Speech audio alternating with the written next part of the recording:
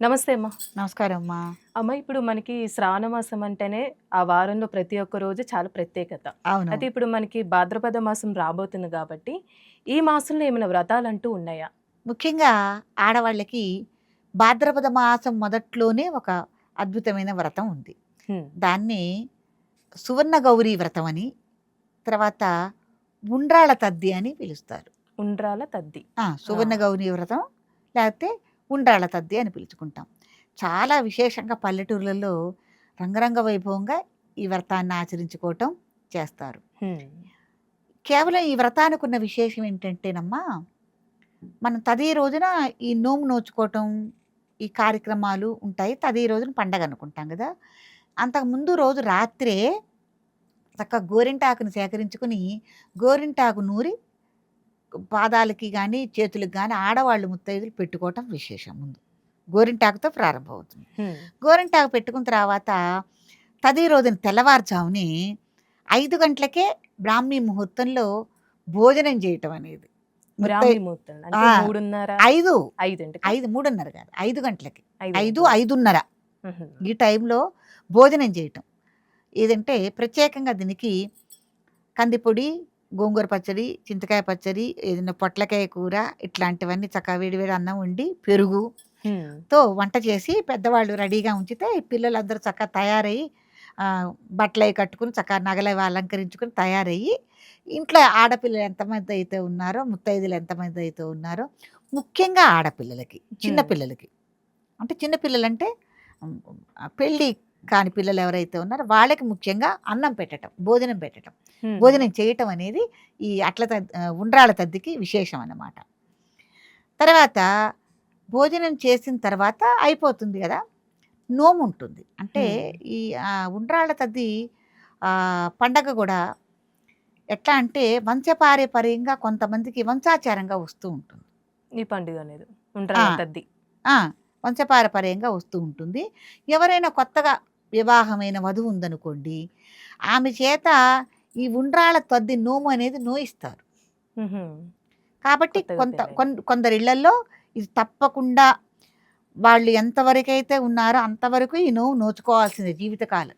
హ్మ్. ఉండ్రాళ్ళ తద్ది నోమనేది వాళ్ళ జీవితకాలం ఒకసారి పట్టారంటే, వాళ్ళ ఇంట్లో అత్తగారు గాని, కోడలు గాని, ఆడపిల్లలు ఎవరున్నా గాని, హ్మ్. ఈ ప్రతి సంవత్సరం నోసుకోవచ్చు నోము.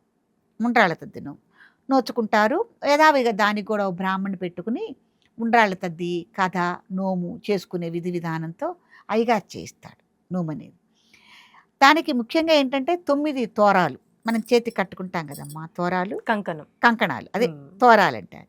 కంకణం అంటే అది వేరు రక్షా కంకణం. ఇది తోరాలంటే పూజ చేసి కట్టుకునే తోరాలు. ఆ తోరాలు 9 కుడుములు. ఒక్కో చోట కుడుములంటారు. ఒక్కొక్క చోటేమో ఉండ్రాళ్ళంటారు. అవును. ప్రధానంగా 9 చేయాలి.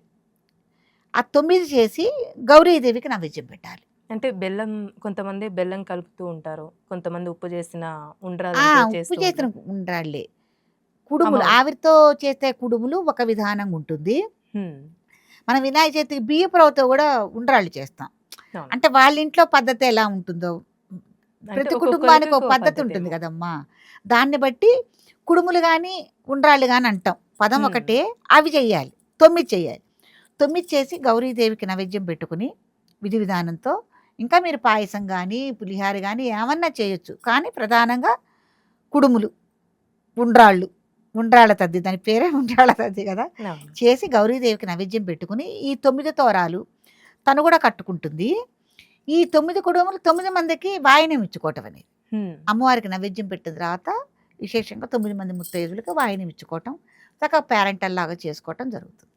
దీని తదనంతరం గత రోజునే పల్లెటూర్లలో అయితే పెద్ద పెద్ద దుంగలు చేర్చి పాతుతారు. అటు ఇటు పాతి పైన ఒక పెద్ద దుంగ వేసి కట్టి దానికొక మోకులంటారు. పెద్ద పెద్ద తాళ్ళుంటాయి. లావు తాళ్ళతో ఉయ్యాల కట్టడం జరుగుతుంది.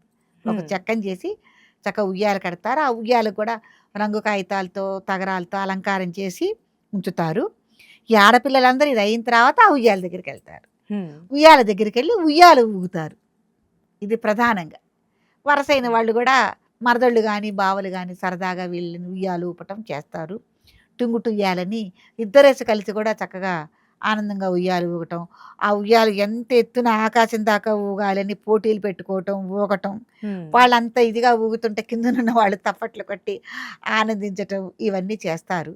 చాలా అద్భుతమైన పండగ. ఆడవాళ్ళు నోచుకునే అనేకమైన నోవుల్లో ఉండ్రాళ్ళ సద్ది నోము కూడా చాలా ప్రధానమైంది. భాద్రపద మాసంలో మొదట్లోనే మనం చేసుకునే పండగ ఇది. అయితే మరి నియమాలంటూ ఏమైనా ఉన్నాయా? ఏ పండగకి దేనికైనానమ్మా చిన్నుల్లిపాయ తినకూడదు, పెద్దుల్లిపాయ తినకూడదు, మాంసం అవి తినకూడదు. తీసుకోను. పూజలు కదా! హ్మ్. ఏకభుక్తం ఉండాలి.